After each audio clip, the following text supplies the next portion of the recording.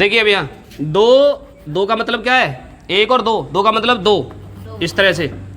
चर का मतलब जिसमें हमारे दो अक्षर ABCD के दिख रहे हों, ठीक है, जिसमें दो अक्षर अल्फाबेट हो, मतलब अल्फाबेट। चर का मतलब होता है अल्फाबेट। अल्फाबेट, अल्फाबेट का मतलब क्या है हिंदी में, अंग्रेजी के अक्षर, मतलब ABC और XYZ कुछ भी हो सकते हैं। इनमें से हमें कितने मिलेंगे बेटे, यहाँ 2 मिलेंगे। और विशेष रूप से ज़्यादातर जो अनुपात देखा जाएगा वो X या Y का ही देखने को मिलेगा, X और Y ही आएंगे ज़्यादातर। अच्छा, उसके बाद क्या है, रेखिक का मतलब क्या है, रेखिक का मतलब अधिकतम घात कितनी हो, अधिकतम घात कितनी हो, अधिकतम घात सिर्फ एक होनी चाहिए। किसकी होनी चाहिए, X या Y की। किसकी होनी चाहिए, X या Y की अधिकतम घात एक होगी तो उसको बोलेंगे हम दो चर वाले रेखिक, ठीक है, समीकरण। और युग्म का मतलब क्या होता है, युग्म का मतलब होता है बेटे जोड़ा, मतलब जो समीकरण आपको दी जाएंगी वो एक साथ दो समीकरण होंगी, ठीक है। कैसी होंगी वो, दो चर वाली रेखिक समीकरण, उसी का अगर जोड़ा है तो उसको हम बोलेंगे युग्म। कहने का मतलब ये है कि इसमें आपको जैसे 2x + 3y = 5 एक समीकरण ये दे देगा, दूसरी समीकरण दे देगा तुम्हें इस तरह से कि मान लीजिए 3x - 2y = 7। इस प्रकार से दो समीकरण एक साथ देगा और आपसे पूछेगा कि बताओ हल करिए इनको, x और y के मान क्या होंगे।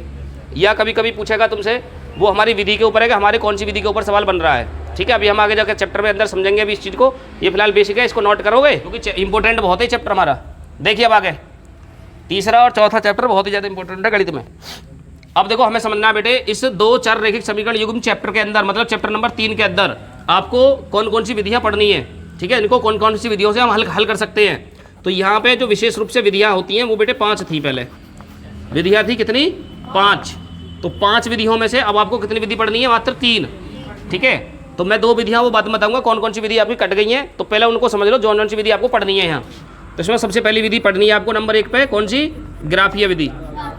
ग्राफीय विधि आपको हल करनी है, और ग्राफीय विधि is the very simple process, ठीक है। ग्राफीय विधि बहुत ही आसान होती है, इसमें कुछ नहीं होता, बहुत ही आसान, बस लॉजिक लगता है बेटे, लॉजिक कंसेप्ट समझ में आना चाहिए। देखिए दूसरी विधि है विलोपन विधि या प्रतिस्थापन, आगे पीछे हो सकती है कोई परेशानी नहीं है। विलोपन विधि एलिमिनेशन मेथड बोलते हैं इसको। तो इसमें क्या करना होता है, हमें किसी x या y को विलोप करना पड़ता है, मतलब छिपाना पड़ता है। एक को छिपा देंगे दूसरे का आंसर तुरंत आ जाता है, बहुत आसान है ये भी। इससे ज़्यादा आसान हमारी विलोपन है, और इन सबसे भी आसान कौन सी है, हमारी प्रतिस्थापन। प्रतिस्थापन कहने का मतलब हमारी तीनों ही विधियाँ आसान है। प्रतिस्थापन विधि, बस अगर बेसिक कंसेप्ट आपको पता है तो कोई सी भी विधि में आपको प्रॉब्लम नहीं होगी, ठीक है। एक तो होगी हमारी विलोपन विधि, ग्राफीय विधि, दूसरी विलोपन विधि, तीसरी बेटे प्रतिस्थापन विधि। और इसी आधार पर नंबर 4 जो आपके सिलेबस में नहीं है, वो बता रहा हूँ मैं आपको, ठीक है। तो नंबर 4 मत दो इसको, नंबर 2 स्टार्स है, ये आपके सिलेबस में नहीं है, उसको बोलते हैं हम यहाँ पूर्ण वर्ग विधि। पूर्ण वर्ग विधि के सवाल आते थे पहले आपके हाई स्कूल में मैथ में, लेकिन अब नहीं है, अब ये कट गए, इसको काट दो। और एक आएगी बेटे कौन सी, वज्र गुणन विधि। वज्र गुणन विधि, अगर आप स्पेशल में इन विधियों को भी समझना चाह रहे हो तो मुझे बताना, तो मैं तुम्हें समझा दूंगा इनके भी सवाल, अन्यथा छोड़ दो जब आपके सवाल में नहीं आ रहे तो, ठीक है। जब आपके पेपर में नहीं आ रहे तो फिर किस काम के, जब पेपर में ही नहीं आ रहे तो किस काम के। तो ये हो गए हमारे 2 विधियाँ आपको नहीं पढ़नी है बेटे, 3 विधि आपको पढ़नी है, एक तो ग्राफीय विधि, विलोपन विधि और प्रतिस्थापन विधि, ठीक है। तो चलिए हम आगे समझते हैं। पहले जो सवाल आएगी, जो आएगी तुम्हारी एक्सरसाइज, वो ग्राफीय विधि के ऊपर आएगी, फिर आएगी प्रतिस्थापन के ऊपर, फिर आएगी विलोपन के ऊपर। तो सबसे पहले तो मैं ग्राफीय विधि के बारे में समझाता हूँ, ग्राफीय विधि को कैसे हल करना है, कैसे सवाल इससे आते हैं तुम्हारे बोर्ड में। तो देखिए अब हम यहाँ डालेंगे हेडिंग ग्राफीय विधि। ग्राफीय विधि, एक बात दिमाग में चली जाएगी, बस ध्यान से समझते जाइए। देखिए ग्राफीय विधि है क्या, पहले सब समझ लीजिए। इसके अंदर हम बेटे ग्राफ बनाते हैं इस तरह से, क्या बनाते हैं, ग्राफ। तो इसको नाम दे देते हैं हम यहाँ x, और इधर दे देते हैं हम x डैश, x और x डैश आएगा इधर, ठीक है। और इधर आ जाएगा बेटे y, और इधर आ जाएगा y डैश नीचे, और बीच में बिंदु होता है हमारा 0। इधर को हम लिखते हैं प्लस वाली संख्याओं को, इधर लिखते हैं माइनस वाली संख्याओं को। ऊपर लिखेंगे प्लस वाली संख्याओं को, नीचे लिखेंगे माइनस वाली संख्याओं को, ठीक है। ऋणात्मक और धनात्मक का काम चलता है। संख्या रेखा बनाते हैं हम इसमें, ये संख्या रेखा है, ये भी एक संख्या रेखा है। इसको x अक्ष बोलेंगे, इसको y अक्ष बोलेंगे, और इसको क्या बोलेंगे हम, x अक्ष। ये x दिख रहे हैं तो x अक्ष है, ये बेटे y ये तो y अक्ष है। ऐसा ग्राफ बनाना पड़ता है, इसलिए हम इसको कहते हैं ग्राफीय विधि। अब इसको हल कैसे करते हैं वो तरीका समझिए। तो देखो ग्राफीय विधि को के ऊपर क्वेश्चन बनेंगे तुम्हारे 3 प्रकार से।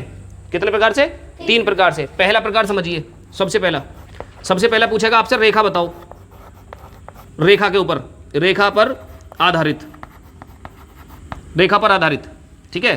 तो रेखा पर आधारित कैसी होंगी? आधारित, रेखा पर आधारित ऐसी होंगी, देखिए सुनिए, रेखा पर आधारित कैसी होंगी। मान लीजिए आपको कोई समीकरण दे देगा, दो समीकरण युग्म दे देगा। जैसे मान लो मैंने एक समीकरण दे दी तुम्हें यहाँ कि जी 3x + 2y और प्लस के बाद दे दिया 5 बराबर 0। ऐसा दूसरी समीकरण दे देंगे यहाँ तुम्हें कि भाई मान लीजिए 6x + 4y + 10 बराबर 0। कि बताइए समीकरण कौन सी होगी? ये समीकरण युग्म कैसा है?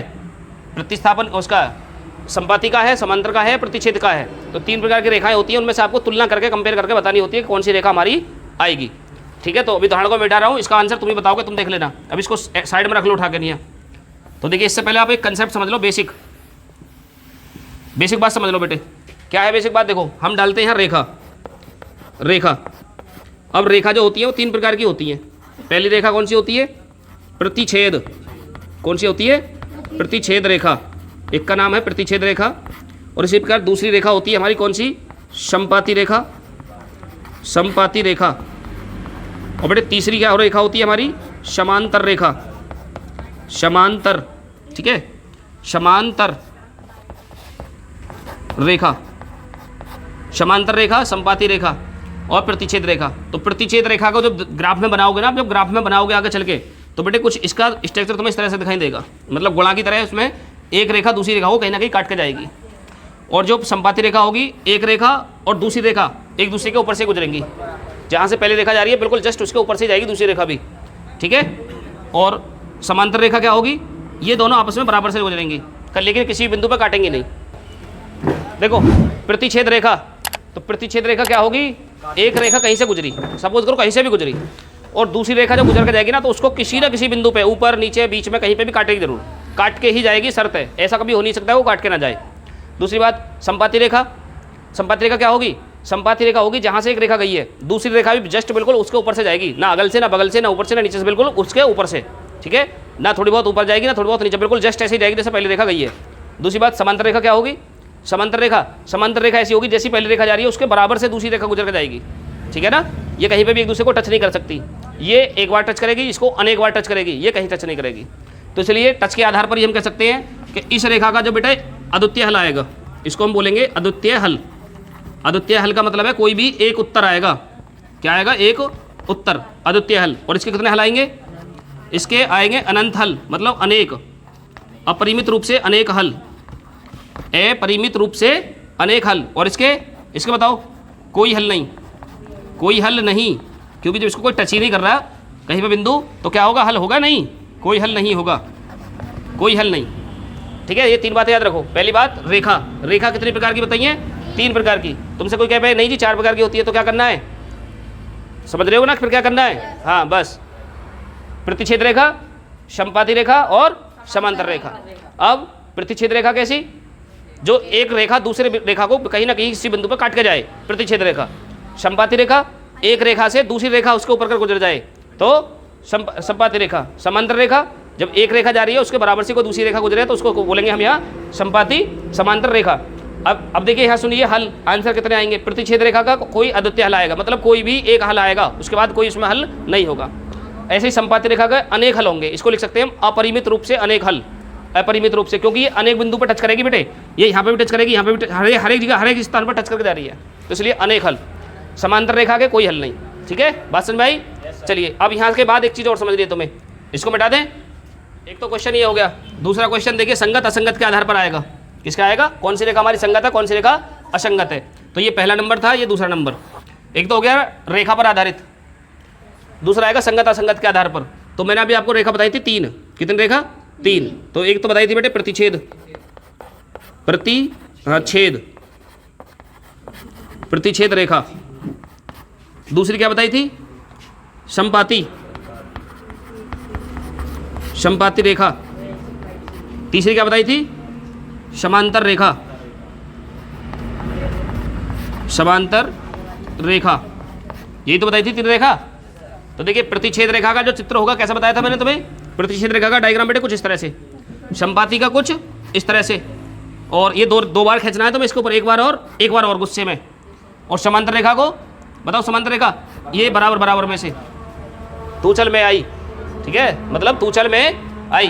तो ये रेखा करिए तू चल, फिर उसके बराबर से मैं आ रही हूँ, देखेंगे कौन आ गया आएगा हमारे।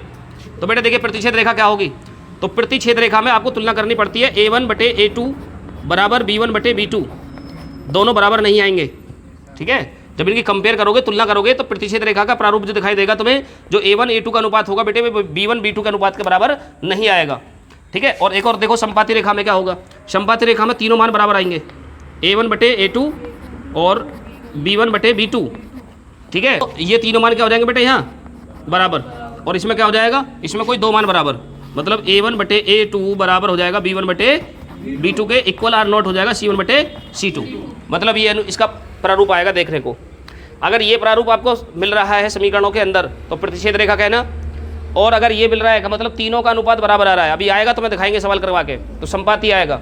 और अगर मान लीजिए दो मान बराबर आ रहे हैं शुरू के और तीसरा मान बराबर नहीं आ रहा है, तो फिर सीधा समझ जाना वो कौन सी रेखा है, समांतर रेखा है। और आप इस रेखा को कभी हल नहीं कर सकते, इसका कभी आंसर नहीं आ सकता। इन दोनों रेखाओं को हल कर सकते हो तो इनके बहुत सारे उत्तर आ जाएंगे, ठीक है ना। जल्दी से नोट कर लो यहाँ। और एक चीज़ और सुन लो बेटे, जो प्रतिच्छेद रेखा है, प्रतिच्छेद रेखा और संपाती रेखा, इन दोनों रेखाओं को हम संगत रेखाएं कहेंगे, संगत रेखाएं कहेंगे इनको। आ रही है बात समझ में, संगत रेखाएं, क्योंकि इनका कोई ना कोई हल मिल जाएगा। और जो समांतर रेखा है उसको हम क्या बोलेंगे, असंगत रेखा, असंगत रेखा। इनके ऊपर भी क्वेश्चन पूछेगा आपसे, संगत असंगत के ऊपर। तो जल्दी से नोट करो, फिर आगे हम समझेंगे। आगे अब हम समझेंगे यहाँ कि ग्राफीय विधि को कैसे हल करें, को कैसे हल करें। और बेटे तरीका ऐसा बताऊंगा जो एक ही बार में कंसेप्ट क्लियर हो जाएगा। बस थोड़ा सा तुम्हें क्या करना है, ध्यान से समझनी है बात को। ये तो था अभी तक जो मैंने बताया तुम्हें, अब तक बताया ग्राफीय विधि है क्या, इसमें कैसे सवाल आते हैं, ठीक है। अब आएगा ग्राफीय विधि को कैसे हल करेंगे हम। तो सबसे पहले सुनिए ध्यान से, देखिए सबसे पहले आपको कंसेप्ट वो बता रहा हूँ मैं। सबसे पहले नंबर पे ऐसे सवाल आएंगे जिसमें आपसे रेखा पूछी जा रही हो। क्या पूछी जा रही हो, रेखा पूछी जा रही हो। तो मतलब जब आपसे रेखा पूछे, जब आपसे क्या पूछे, रेखा का प्रकार पूछे, रेखा, रेखा, रेखा का मतलब कौन कौन सी, या तो प्रतिच्छेद पूछ ले आपसे, करवाएगा का प्रतिच्छेद बताइए, प्रतिच्छेद पूछेगा, संपाती पूछेगा, या कौन सी पूछेगा, संपाती पूछेगा, या बेटे पूछेगा आपसे कौन सा, समांतर, समांतर, या आपसे पूछ सकता है वो संगत असंगत, संगत या असंगत, कोई सा भी आपसे क्वेश्चन बन जाए। चाहे तो वो आपसे प्रतिच्छेद रेखा, संपाती रेखा, समांतर रेखा के ऊपर बन जाए, या संगत असंगत के ऊपर बन जाए, ठीक है। असंगत रेखा पर आधारित, पर आधारित, ऐसे क्वेश्चनों के लिए आपको क्या करना है, देखिए ध्यान से समझना। अब बेटे यहाँ से बात समझने की, ये तो मैंने क्वेश्चन का प्रकार बताया, जब क्वेश्चन तुमसे ऐसा पूछेगा तो, और ऐसा क्वेश्चन है एक्सरसाइज 3.1 में ही है, इसके सवाल 3.1 में ही है, इसके सवाल समझेंगे।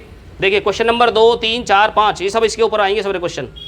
तो देखो कैसे, तो आपको क्या करना है, तो बेटे इसका जो सोल्यूशन निकालना ना आपको, सबसे पहले जो समीकरण दी गई हैं आपको, जो भी समीकरण आपको दी गई है, तो जब समीकरण दी गई है तो उसको क्या करना है बेटे, यहाँ लिखेंगे हम दी गई समीकरणों को, दी गई समीकरणों को, दी गई समीकरणों को, समीकरणों को क्या मान लें, 1 नंबर व 2 नंबर मान लें, 2 नंबर मान लें।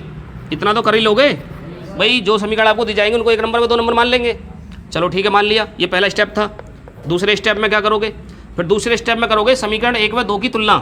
क्या करोगे, समीकरण 1 व 2 की तुलना, 1 व 2 की तुलना, तुलना किससे करोगे, तुलना रेखिक, रेखिक व्यापक समीकरण, रेखिक व्यापक समीकरण, समीकरणों कर लो, समीकरण को कर लो समीकरणों। 2 व्यापक समीकरण आपको लेनी है यहाँ, कौन कौन सी, A1x B1y प्लस C1 बराबर 0, तथा दूसरी समीकरण क्या लोगे, यहाँ 2 2 लगाते चले जाओगे, क्या हो जाएगी, A2x plus B2y plus C2 बराबर 0 से करोगे, से करेंगे, से करेंगे। बैठ रही है दिमाग में बात, तो नहीं बैठ रही है। देखो जब आपसे रेखा से संबंधित कोई भी क्वेश्चन आ जाए, किसी भी प्रकार का क्वेश्चन आ जाए A to Z, तो आपको क्या करना है बेटे, इस स्टेप को लगाना शुरू कर देना वहाँ से। तो सबसे पहले स्टेप क्या है कि जो भी आपको समीकरण दी जा रही है, कभी कभी ऐसा होगा समीकरण देगा और कभी कभी ऐसी स्थिति आएगी कि समीकरण नहीं देगा, आपसे बनवाएगा खुद। तो बनवाएंगे कैसे, बनाएंगे कैसे, उसका भी मैं तुम्हें तरीका बताऊंगा। उसका भी बहुत सिंपल तरीका होता है। पहले वो उसका तरीका बता रहा हूँ, जब समीकरण आपको दे रखी हो तब। तो जो समीकरण दे रखी है तो लिख दिया है मैंने, दी गई समीकरणों को 1 नंबर में 2 नंबर मान लेते हैं। सबसे पहले 1 नंबर 2 नंबर मान लो उसको। उसके बाद समीकरण 1 में 2 की तुलना कर देते हैं हम रैखिक व्यापक समीकरणों से। रैखिक व्यापक समीकरणों को अभी बिल्कुल गटक जाओ, इन्हें बैठे बैठे भी पानी की तरह पी जाओ। क्या करना है, a1x b1y और c1, ax by और c, ये एक समीकरण है। कौन सी समीकरण बताइए मैंने तुम्हें, देखो यहाँ देखो, ax plus by plus c बराबर 0, एक समीकरण होती है। अब जब हम पहली के लिए बनाते हैं तो बेटा यहाँ 1 यहाँ 1 यहाँ 1 लगा देते हैं तो पहली की बन जाती है। और जब हम दूसरी की बनाते हैं तो यहाँ 2 2 2 लगा देते हैं, दूसरी की बन जाती है। कोई ज़्यादा बड़ा झमेला नहीं है इसमें कुछ भी, ठीक है। जब पहली की बनाएंगे तो 1 1 1, देखो ये इसकी जैसी ना बन गई, ये यहाँ देखो a1x plus b1y plus c1। और जब 2 के लिए बनाएंगे इसको 2 वाले को, तो फिर क्या कर देंगे यहाँ पे भी 2 2 और 2, तो a2x b2y c2, ठीक है। कर लोगे इतना से तुलना करेंगे। अब यहाँ तक तुमने भाई तुलना भी कर दी है, आपने समीकरण 1 में 2 को भी मान लिया है और उसके बाद तुलना भी लिख दी है तुमने। लिखना पड़ेगा, लाइन आपको हर एक सवाल में लिखनी पड़ेगी लाइन। 2 के बाद क्या करोगे बेटे, 3 नंबर यहाँ समझ लीजिए। देखो 3 नंबर के बाद क्या करो, 2 के बाद 3 नंबर में ये करोगे कि यहाँ से आपको a1 और इसी प्रकार से a2 के मान मिल जाएंगे, ठीक है। तुलना करके a1 a2 और फिर क्या मिलेंगे b1 b2 के दोनों के मान आपको बेटे यहाँ मिल जाएंगे। निकाल लोगे, इसी तुलना से करके निकालोगे। कैसे निकालोगे भी हम समझेंगे प्रैक्टिकली। फिर ऐसे ही c1 और किसका मान, c2 के मान, c1 का मान मिल जाएगा बेटे, c2 का मान मिल जाएगा, मिल जाएंगे। अब मिलने के बाद फोर्थ पॉइंट पे करोगे बेटे तुलना। क्या करोगे, तुलना करेंगे। अब तुलना कैसे करेंगे, तुलना करने का भी मैंने तुम्हें कंसेप्ट बताया था। देखिए तुलना करने का कंसेप्ट भी मैं तुम्हें दोबारा बता दे रहा हूँ, रिवीजन हो जाएगा। इसको क्या करोगे, ऐसे a1 बटे a2 का मान देख लेना क्या आता है अनुपात निकल के। फिर ऐसे ही b1 बटे b2 का अनुपात देख लेना बेटे क्या निकल के आएगा। फिर ऐसे ही हम देखेंगे यहाँ c1 बटे c2 का अनुपात देख लेना क्या निकल के आएगा। अब एक बात याद रखो, अब यहाँ से आपको 3 कंडीशन मिलेंगी। कौन कौन सी 3 कंडीशन मिलेंगी। अब कैसी कैसी कंडीशन मिलेंगी, एक कंडीशन तो ये मिलेगी कि a1 बटे a2 का अनुपात जो भी आया है वो बराबर नहीं होगा बेटे दूसरे अनुपात के, b1 बटे b2 के अनुपात के बराबर नहीं होगा। और जब ऐसी कंडीशन दिख जाए तो उसको हम क्या नाम देंगे यहाँ, प्रतिच्छेद रेखा। क्या नाम देंगे, प्रतिच्छेद रेखा। और पहली कंडीशन तो ये दिखाई देगी, दूसरी कंडीशन ये दिखाई देगी कि a1 बटे a2 बराबर आ जाएगा b1 बटे b2 के, लेकिन c1 बटे c2 के बराबर नहीं आएगा। तो इसका नाम क्या देंगे हम यहाँ, समांतर रेखा। इसको नाम देंगे हम बेटे यहाँ समांतर रेखा। तीसरी कंडीशन ये मिलेगी कि a1 बटे a2 बराबर आ जाएगा b1 बटे b2 के, और वो भी बराबर होगा c1 बटे c2 के। मतलब तीनों ही मान बराबर हो जाएंगे, यहाँ तो मौज ही आ जाएंगे बिल्कुल। तो क्या हो जाएगा, जब a1 बटे a2 b1 बटे b2 c1 बटे c2 तीनों मान बराबर हो जाए तो वो कौन सी हो जाएगी, हमारी समपाती रेखा, ठीक है, समपाती रेखा। तो इस प्रकार से हमारा ये हल हो जाएगा पूरा क्वेश्चन।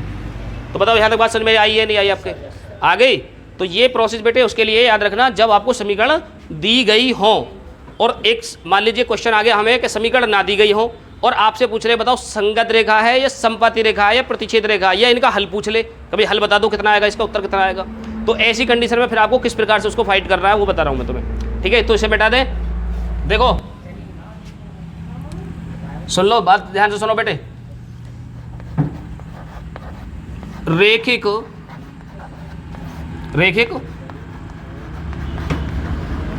समीकरण करो, समीकरणों को बनाने की ट्रिक को याद रखेंगे। यहाँ कोई नियम नहीं है, कोई कुछ नहीं है, यहाँ से ट्रिक बता रहा हूँ, मेरे खुद के बनाए हुए हैं ताकि एक्सपीरियंस के हिसाब से जो बालक आसानी से उसको समझ सके। तो देखो करना क्या होता है, तो ट्रिक में आपको सबसे पहला काम क्या करना है बेटे, कुछ बातें बताऊंगा, 3 से 4 बातें बताऊंगा, ज़्यादा बड़ी बातें नहीं है, छोटी छोटी बातें हैं। सबसे पहली बात सुनो, ऐसे सवालों में आपको कोई 2 पर्सन की बात करेगा, किसी भी 2 पर्सन की बातें करेगा। अब वो 2 पर्सन कौन कौन से हो सकते हैं, 2 पर्सन वो बेटे आपके किसी व्यक्ति के नाम हो सकते हैं, जैसे मान लो सोनू और मोनू, या पिता और पुत्री, माँ और बेटा, इस तरह से कोई भी 2 पर्सन लेगा। या कभी कभी ऐसा कर सकता है किसी जानवर के नाम ले लेगा यहाँ, ठीक है। कभी कभी स्टेशनरी का नाम ले सकता है, स्टेशनरी का मतलब कॉपी, किताब, पेन, पेंसिल, इस तरह के लेगा। कभी कभी आपसे किसी खेल के उपकरण के नाम ले लेगा, खेल के उपकरण का नाम मतलब जैसे बैट बॉल, इस तरह से। फलों के नाम ले सकता है, केला और सेब, इस तरह के नाम जरूर आएंगे। विद्यार्थी ले सकता है, छात्र छात्रा ले सकता है, लड़का लड़की ले सकता है। मतलब कहने का क्या है, कुल मिला के 2 पर्सन आपको इसमें मिलने हैं, 2, ठीक है। तो चलिए, तो हम सबसे पहले क्या समझते हैं यहाँ कि इन रेखाओं, इनमें, इन सवालों में, तो लिखोगे बेटे इन सवालों में 2, क्या 2, या तो कोई पर्सन देगा, मतलब 2 व्यक्ति के नाम देगा। क्या देगा? 2 व्यक्तियों के नाम, 2 व्यक्तियों के नाम। अब वो 2 व्यक्ति कौन कौन से हो सकते हैं भाई? अब्दुल रहीम हो सकते हैं, है ना, राम मोहन हो सकते हैं, पिता या पुत्री हो सकते हैं, माता या पुत्री हो सकती है, इस तरह से कोई भी देगा। एक में आएगा सोनू, इस तरह से सोनू और रहीम है। तो विभिन्न प्रकार के सवाल आ सकते हैं बेटे। तो कुल मिलाकर कहने का मतलब ये है कि व्यक्तियों के नाम आएंगे इसमें, ठीक है। और व्यक्तियों के नाम कोई जरूरी नहीं है व्यक्तियों के नाम ही दे आपको, वो इसके स्थान पर क्या दे सकता है? वो आपको इसके स्थान पर बेटे पढ़ाई लिखाई की चीज़ें दे सकता है। पढ़ाई लिखाई की चीज़ का मतलब हो गया जैसे कलम दे दे, पेन दे दे, ठीक है, कलम और पेन दे सकता है, कॉपी किताब दे सकता है। क्या दे सकता है? कॉपी और किताब दे सकता है। इस तरह से कुछ भी देगा, लेकिन 2 थिंग्स वहाँ आपको देखने को मिलेंगी। कॉपी किताब दे देगा, या खेलने की चीज़ दे सकता है, मतलब जैसे बैट दे देगा, बैट बल्ला, ठीक है, बल्ला, और क्या दे देगा? गेंद बल्ला दे देगा। इस तरह से कोई भी 2 चीज़ देगा। समझ रहे हो बात को? कंसेप्ट क्लियर हो रहा है, नहीं हो रहा है? कोई ज़रूरी नहीं है कि तुम्हें नाम या स्टेनरी या स्पोर्ट के लिए दे। कभी कभी संख्याओं के ऊपर दे देता है सवाल को, छोटी संख्या बड़ी संख्या, कोणों के ऊपर दे देगा, संपूर्ण कोण में जैसे छोटा कोण बड़ा कोण, इस तरह के कोई भी सवाल देगा तुम्हें। अच्छा, उसके बाद आगे दूसरा कंसेप्ट करना क्या बेटे? दूसरा कंसेप्ट तुम्हें ये करना है कि इनमें से एक को मान लेना x और दूसरे को मान लेना y। मान लोगे भाई? मान लो जैसे 2 व्यक्ति दे दिए हैं तुम्हें, जैसे कि 2 व्यक्ति तुम्हें दे दिए, एक तो अब्दुल दे दिया, एक दे दिया सोनू। तो अब्दुल को मान लिया x और सोनू को मान लिया हमने y, या सोनू को मान लिया x, अब्दुल को मान लिया y, कुछ भी कोई भी इसमें मान लेना। तो देखिए क्या मानोगे? तो इनमें से क्या करोगे? इनमें से एक को क्या मानेंगे? x, तथा दूसरे को क्या मानेंगे? दूसरे को y मान लें। और मान लें तो बेटा मान ही लेना, ये ना होगा जी मैं तो ऐसे ही बस बताया तो मान ही लेना, ना तो सवाल गलत हो जाएगा। पॉइंट नंबर 3, अब सुनो, अब आता है यहाँ इतना तो सब बालक कर लेंगे। जो सवाल में मिस्टेक होगी वो यहाँ से होगी, तीसरे स्टेप में से। और ज़्यादातर तुम में से देखना, अभी याद करोगे तुम भाई वास्तव में सर जी ने बात बढ़िया बताई थी, यहीं से वास्तव में हम पे गलती होती है। तो देखो तीसरी गलती क्या होगी यहाँ से। सवाल में आपसे कहेगा कि गुना 2 गुना, 4 गुना, 7 गुना, 5 गुना, इस तरह से गुना आएगा। या देगा तुम्हें अधिक, या देगा कम, या देगा गुना देगा, अधिक देगा, कम देगा, एक और देगा। वो क्या देगा? गुने से अधिक। आप समझ रहे हो? देखो अटका रहा है सवाल वाला भी, बहुत दिमाग का तेज है वो आदमी, ऐसा नहीं है। देखो हाँ, वो सब बताऊंगा। देखो गुना अधिक, गुना का मतलब कह रहा है गुणा करिए। 2 गुना का मतलब 2 से गुणा करो, 5 गुने का मतलब 5 से गुणा करो, 7 गुने का मतलब 7 से गुणा करवा रहा है। अधिक का मतलब जुड़वा रहा है वो, अधिक का मतलब जोड़ना, कि 2, हाँ मतलब ऐसे दे देगा कि सोहन की आयु उसकी पुत्री की आयु से 5 अधिक है, तो 5 जोड़ना है। अधिक जितना कह दे उतना जोड़ना है, सीधा सा मतलब ये है। अधिक में जोड़ना है, कम में घटाना है, ठीक है। लिखना पड़ेगा क्या? गुना में गुणा करनी है, ये समझ जाओगे? बताओ, गुना का मतलब गुणा, अधिक का मतलब जोड़ना, कम का मतलब घटाना, इतना याद रखोगे। और गुने से अधिक, देखो इसमें क्या कितना घुमा दिया सवाल को। इस तरह से बेटा क्या है? गुने से अधिक। देखो यहाँ गुणा करवा रहा है, समझ रहे हो? यहाँ गुणा करवा रहा है और यहाँ क्या करवा रहा है, फिर उसमें जुड़वा भी रहा है। मतलब ये कहेगा सवाल में कि 2 गुने से 3 अधिक, ऐसा देगा 3 अधिक है ना। तो इसमें क्या करवा रहा है कि उसमें पहले तो 2 की गुणा करो, और 2 की गुणा करने के बाद फिर उसमें 3 भी जोड़ो, ठीक है। बात समझना ध्यान से, बेटा यहीं से मिस्टेक होती है, बच्चों से मिस्टेक होगी, इसी लाइन से मिस्टेक होगी। तो ये मिस्टेक तुम्हें नहीं करनी है, विशेष रूप से ध्यान रखो। गुने का मतलब गुणा करें। अधिक में क्या दे तो क्या करेंगे? जोड़ें, आंख बंद करें और जोड़ें फटाफट। कम दे तो क्या करें? घटाएं, तो घटाएं। और गुने से अधिक कह दे तो गुणा करें फिर जोड़ें, पहले गुणा करें फिर जोड़ें, इतना याद रखोगे। अच्छा एक और सुनो, एक तो बात ये है, अच्छा किसके साथ करना है बेटा ये काम? ये काम करना किसके साथ है? यहाँ बड़ी मिस्टेक होती है, भूल पड़ती है बच्चों से कि गुना अधिक कम गुने से अधिक किसके साथ करना है, हमेशा कम वाले के साथ करना है, हमेशा। लो ऑलवेज और लगा दिया मैंने, ये नहीं कि 10th क्लास की बात बता रहा हूँ, ऑलवेज हमेशा जीवन भर हमेशा क्या करोगे, कम वाले के साथ। चाहे तो वो कम संख्या दे रखी हो, कम आयु दे रखी हो, उम्र दे रखी हो, या कुछ भी दे रखी हो, कम कीमत दे रखी हो, जो भी तुम्हें कम नजर आ रहा है, ठीक है, जिसकी कम आयु हो, कीमत हो, या क्या हो, गुना हो, कुछ भी हो, तो जिसकी जो हमेशा कम हो, तो अधिक अधिक 2 गुने से अधिक, तो हमेशा किसके साथ करोगे ये काम, जो हमेशा कम हो, ठीक है बेटे, उसके साथ ये काम करना है। तो कम वाले के साथ हमेशा ये काम करेंगे, क्या काम करेंगे, गुना करेंगे, अधिक करेंगे, कम करेंगे, गुने से अधिक करेंगे, तो भी हम हमेशा कम वाले के साथ ही करेंगे। याद रहेगी बात। चलिए अब आगे समझ लो एक और पॉइंट नंबर 4, मिटा दो, इसको थोड़ा सा मिटाना पड़ेगा। पॉइंट नंबर 4 एक देगा, कभी कभी जब आयु की बात करेगा ना, विशेष रूप से आयु में बता रहा हूँ, जब आयु की सवाल आएंगे, आयु वाले क्या आएंगे, आयु, आयु का मतलब होता है बेटे उम्र, उम्र, एज।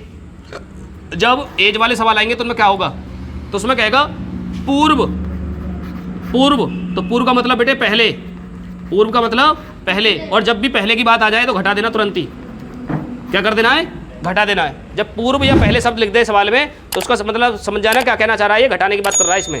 मान लीजिए 3 वर्ष पूर्व रोहन की आयु की माँ 10 वर्ष की थी, या 20 वर्ष की थी, 35 वर्ष की थी, कुछ भी कहते, कोई घबराने वाली बात नहीं है। तो क्या करोगे, पूर्व कितने वर्ष, 5 वर्ष पूर्व, तो 5 घटा देना, 7 वर्ष पूर्व 7 घटा देना, 10 वर्ष पूर्व 10 घटा देना। आ रही बात समझ में। तो जितने भी पूर्व की बात करें तो उतना घटा देना उसमें। अच्छा एक आएगा पश्चात, एक क्या आएगा, पश्चात, पश्चात का मतलब बाद में, क्या आएगा, बाद में। और बाद में के लिए क्या करोगे बेटे, सीधा सीधा जोड़ देना, जोड़ना, किसी की मत सुनना, किसी की मत सुनना, अपने आसपास के बगल वाले बच्चे की, वो सब तुम्हें डराएंगे, भ्रमित करेंगे कि ना इसमें ऐसा कर, उसमें ऐसा कर, कुछ नहीं। बस याद रखो, पूर्व कहते तो घटाना और पश्चात कहते तो जोड़ना, बस मिनटों में काम खत्म। इतना कंसेप्ट समझ लो बेटे, आपका कभी भी सवाल भूल के भी गलती से गलत नहीं होगा, ठीक है। ये है सगरा बेसिक, जितना भी ग्राफीय विधि के अंदर मैंने पढ़ा है। और ये जो बताया ना तुम्हें समीकरण कैसे बनाएं, देखो ये वाली रेखिक समीकरण बनाने की ट्रिक, ये आपकी तीनों विधियों में काम करेगी। किसमें, तीनों विधियों में काम करेगी। सबसे बढ़िया बात तो ये है, चाहे तो आपकी विलोपन विधि आ जा, चाहे वो आपकी प्रतिस्थापन विधि आ जा, चाहे वो आपकी ग्राफीय विधि क्यों ना हो, तीनों विधियों में काम करेगी। ये ब्रह्मास्त्र है इसका, किसका, तीसरे चैप्टर का, समीकरण बनाने का ब्रह्मास्त्र। आज ही नोट कर लो और मौज लो जिंदगी भर, ठीक है। तो देखिए चले बेटा आ गए पहले सवाल का हल। क्या कहा गया है पहले सवाल में, लड़के और लड़कियां हैं, कक्षा 10 की विद्यार्थी हैं, उसमें लड़के और लड़कियां लिए गई हैं, ठीक है। तो हम मान लेते हैं, माना लड़कियों की संख्या, लड़कियों की संख्या बराबर x, तथा लड़कों की संख्या कितनी है, y। बताओ, मैंने जो बात बताई थी उसके अनुसार रख रहे हैं भाई। पहली संख्या को मान लो x, दूसरी संख्या को मान लो y, कुछ भी दे रखी हो, चाहे बैट बॉल दे रखी हो, लड़के लड़कियां दे रखी हो, पिता पुत्री दे रखे हो, माता पिता दे रखे हो, कुछ भी दे रखा हो, A to Z जो भी है, उसमें पहले को x मान लो, दूसरे को y, ठीक है। तो बेटा हम निकालेंगे प्रथम शर्त से, प्रथम शर्तानुसार। तो प्रथम शर्तानुसार कितना हो जाएगा बताओ, प्रथम शर्त से बेटे दोनों को जब जोड़ोगे, दोनों लड़के लड़कियों को जोड़ोगे तो कितने बैठेंगे, x और प्लस y को जोड़ोगे तो बेटे बैठेंगे 10, ठीक है। समीकरण हो गई 1। उसके बाद हमें बनानी है दूसरी शर्त, द्वितीय शर्त अनुसार, द्वितीय शर्त अनुसार। तो बताओ द्वितीय शर्त अनुसार में क्या होगा, दूसरी शर्त में क्या होगा, जल्दी बताओ। दूसरी शर्त में ये होगा कि जो लड़कियों की संख्या है, जो लड़कियों की संख्या है x, वो लड़कों की संख्या से 4 अधिक है। तो 4 अधिक है तो किस में जोड़ेंगे, कम वाले में या ज़्यादा वाले में, कम वाले में, ठीक है। इधर लड़कों की संख्या में हम क्या करेंगे, y को उठा के ले आएंगे इधर, y को उठा के ले आएंगे इधर, तो हो जाएगा बेटे x माइनस वाई बराबर 4। समीकरण आ जाएगी हमारी 2 नंबर। बताओ यहाँ तक बात समझ में आई है नहीं आई। एक बार और सुनो ध्यान से, दूसरी शर्त में है जो कंसेप्ट छिपा हुआ ना बेटे, दूसरी शर्त में लग रहा है लॉजिक। क्या है कि लड़कियों की संख्या है, हमने मान रखा है ना लड़कियों की संख्या को x, तो लड़कियों की संख्या लड़कों की संख्या से 4 अधिक है। और अधिक की बात करें, कम की बात करें, गुने की बात करें, अभी मैंने आपको बेसिक में बताया था, क्या बताया था, वो हमेशा कम वाले के साथ ही काम करना है। तो कम तो बेटे यहाँ लड़के हैं, y है, तो y के साथ ही हमें 4 जोड़ना है, क्योंकि वो कह रहा है कि 4 अधिक, तो जितना अधिक कह रहा है उतना जोड़ दो, अधिक में जोड़ना ही तो होता है हमें। तो 4 अधिक है तो 4 जोड़ दो, कोई दिक्कत है यहाँ तक, कुछ नहीं है, बात समझ में आ गई। तो चलिए अब हमें करने होते हैं बेटे, इसके हमें निकालने होते हैं मान, समीकरण 1 के मान x y के मान, समीकरण 2 से x y के मान निकालने पड़ेंगे। तो सबसे पहले मैं आपको बता दूं, देखो समीकरण 1 से कैसे निकालोगे। समीकरण 1 से लिख लेंगे हम यहाँ समीकरण 1 से। तो जब समीकरण 1 से मान लिखोगे तो समीकरण 1 को उतार लो, x + y = 10। अब इनमें मान कैसे निकालते हैं? देखिए मान निकालना बहुत ही आसान काम है, कुछ नहीं है। x और y की जगह पे आप अपनी स्वेच्छा अनुसार कोई भी संख्या रख सकते हो, कोई भी संख्या रख सकते हो। चाहो तो 0 रखो, 1 रखो, 2 रखो, 3 रखो, 4 रखो, 5 रखो, कितनी भी रख लो, ये कोई जरूरी नहीं है 0 1 2 3 रखो। माइनस की भी रख सकते हो, -1 -2 -3 -4 कुछ भी रख सकते हैं, माइनस प्लस की कोई भी संख्या। तो मैं रखूँगा बेटे यहाँ 0, क्या रखूँगा 0, और 0 रखने के साथ साथ एक चार्ट बनाऊँगा यहाँ एक्स वाई का, टेबल बनाऊँगा यहाँ, ताकि हमें एक्स वाई के मान ढूंढने में कोई दिक्कत ना आए। और 2 मान निकालूंगा, और आप निकाल सकते हो कितने भी, 2 से ज़्यादा भी निकाल सकते हो, 2 भी निकाल सकते हो। तो मैंने इसलिए यहाँ 2 खाने बना के तैयार कर लिए हैं। एक्स का मान यहाँ लिखूंगा, वाई का मान यहाँ लिखूंगा, एक्स का मान यहाँ लिखूंगा बेटे, वाई का मान यहाँ लिखूंगा, आप भी ऐसे लिख लेना, ठीक है। तो बताओ एक्स का मान ले रहे हो अब यहाँ 0, एक्स का मान हम क्या रख रहे हैं यहाँ 0। जब एक्स का मान हमने यहाँ 0 रख दिया तो बताओ वाई का मान कितना आएगा? भाई एक्स का मान 0 रखने का मतलब ये खत्म। अब बचा कितना? केवल वाई। यहाँ देखो कितना बचा, केवल वाई, और वाई बराबर कितना हो गया 10, वाई बराबर 10, सिंपल है। अच्छा अब की बार बेटे हम y बराबर 0 रख रहे हैं, अब की बार हम y बराबर 0 रख रहे हैं, तो y बराबर 0 रखने का मतलब क्या हुआ? यहाँ बचेगा x और यहाँ बचेगा 10, मतलब x का मान अब की बार 10। जब y का मान हम 0 रख लेंगे तो x बराबर आ जाएगा 10। बताओ है तो बात समझ में आ गई आपके? चलो बहुत बढ़िया। अब हम रखेंगे बेटे समीकरण 2 से, समीकरण 2 से, और जब समीकरण 2 से रखेंगे तो 2 को उतार लो, ये रही यहाँ x - y = 4, x - y = 4। अब की बार फिर ऐसे ही हम एक चार्ट बना लेंगे इधर x y के मान के लिए, समीकरण 2 के लिए अलग बनाएंगे, समीकरण 1 के लिए अलग बनाएंगे बेटे, बना लिए। अब बताओ यहाँ क्या रखोगे? x का मान बताओ क्या रखोगे? 0। चलो ठीक है, x का मान हम रख लिया बेटे 0।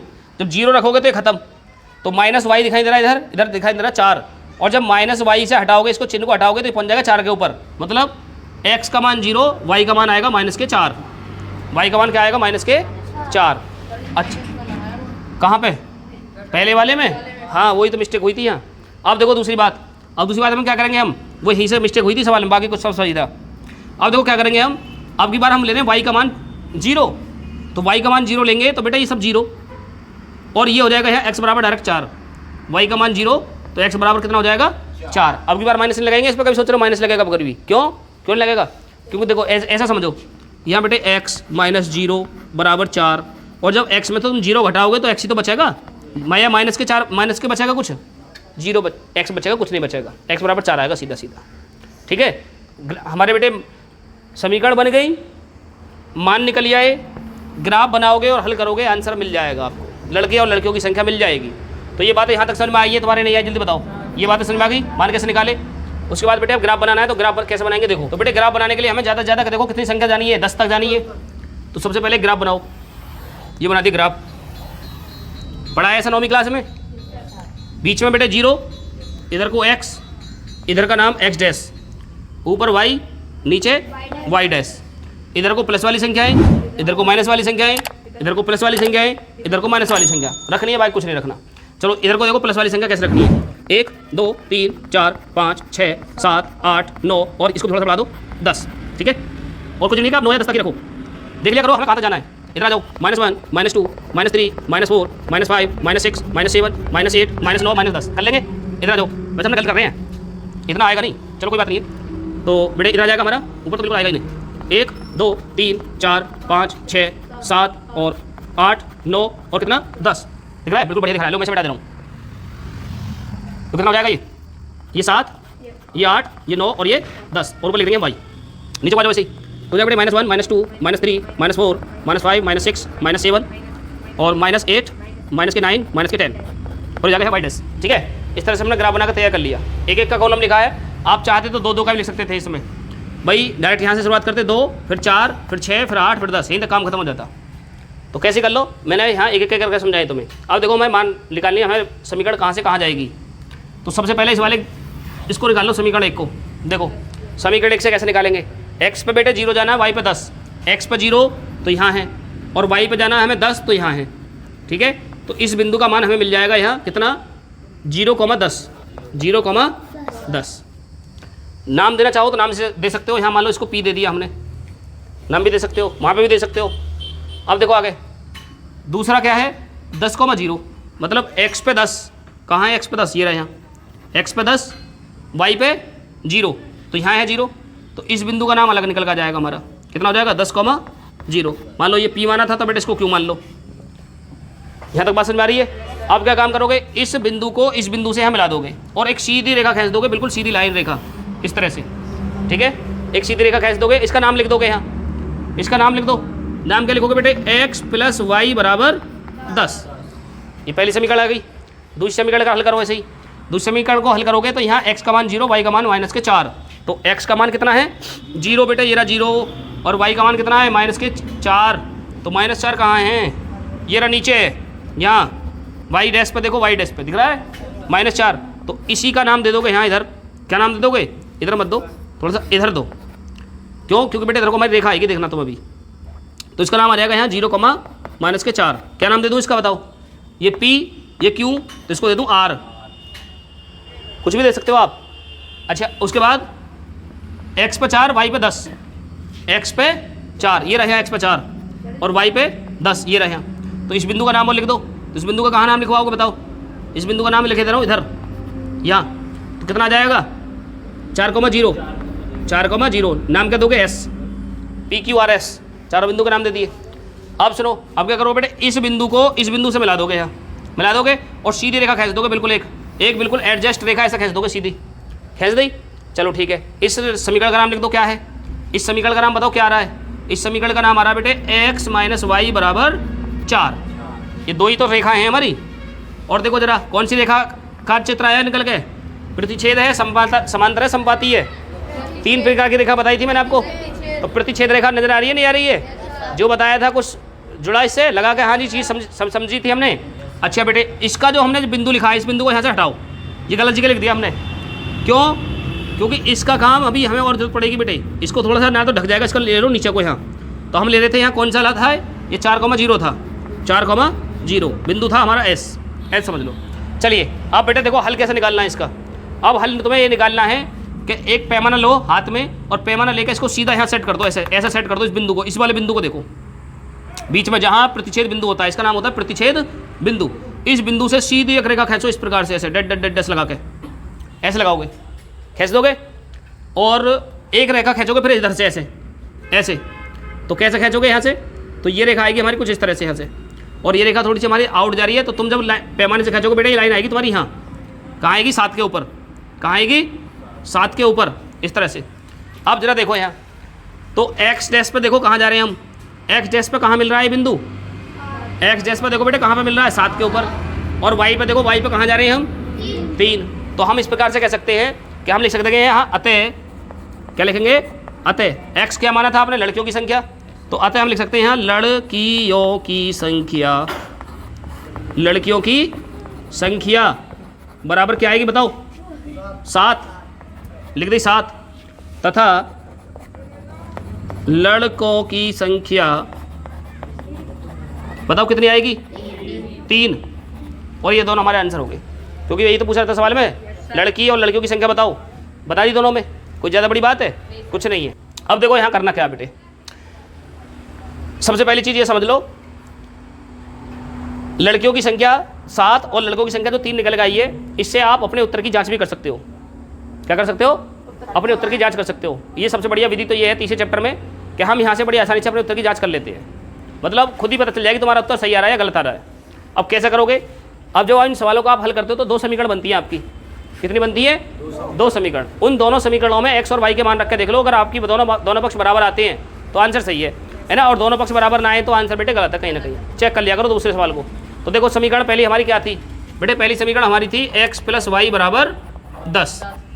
तो इसके दोनों पक्ष चेक करके देख लो, देखो x का मान कितना आया था 7, y का मान कितना आया था 3, बराबर 10 हमारा ऑलरेडी पहले से चल ही रहा है, 7 और 3 कितने हो गए बराबर, आंसर सही है, ठीक है, RHS बराबर LHS दिख गया। अच्छा दूसरी समीकरण क्या थी हमारी, दूसरी समीकरण थी बेटे x - y = 4, ये तो थी। x का मान देखो कितना है, x का मान 7, y का मान कितना है 3, बराबर कितना है सामने 4, 7 में से 3 घटाओ 4 बराबर, कोई भी सवाल को गलत नहीं बता सकता। आगे बात समझ में नहीं आई, क्यों नहीं बता सकता, मैं नहीं कह रहा हूँ कि मैंने कराया तो सवाल इसलिए सही है, मैं कुछ नहीं कह रहा, मैं कह रहा हूँ RHS बराबर LHS है, दोनों पक्षों को देखो, और आप प्रत्येक सवाल में इसमें जितने भी एक्सरसाइज हैं, चाहे वो ग्राफ्य विधि का हो, चाहे वो विलोपन विधि का हो, चाहे प्रतिस्थापन विधि को, आप भी अपने उत्तर के खुद मालिक बन सकते हो। बन जाओगे नहीं? खुद चेक कर दे दोगे, किसी को चेक कराने की जरूरत नहीं है। यहाँ अपना आप देख लो, दोनों पक्ष बराबर आ रहे हैं तो आंसर बिल्कुल ठीक है, कोई दिक्कत ही ना है। बस इतना ही समझना बेटे आज हमें। उसके बाद कल समझेंगे पूरी प्रश्नावली को, कल खत्म करेंगे इसे, खींच के लेंगे मामले को स्पीड से। तो कैसी लगी हमारी वीडियो अच्छी लगी? वीडियो में कुछ सीखने को मिला? वीडियो में मज़ा आया क्या नहीं आया? वीडियो में मज़ा आया, वीडियो में कुछ सीखने को मिला तो दोस्तों वीडियो को लाइक करें और अपने दोस्तों के साथ भी शेयर करें, ठीक है। और चैनल को भी सब्सक्राइब कर लो यदि हमारे चैनल पर आप पहली बार आए हो। तो इसी प्रकार की हम आपके क्वेश्चनों की तैयारी करा रहे हैं और बोर्ड एग्जाम में आपको फर्स्ट रैंक दिलाने की गारंटी देते हैं। तो चलिए मिलते हैं नेक्स्ट वीडियो में, तब तक के लिए धन्यवाद दोस्तों।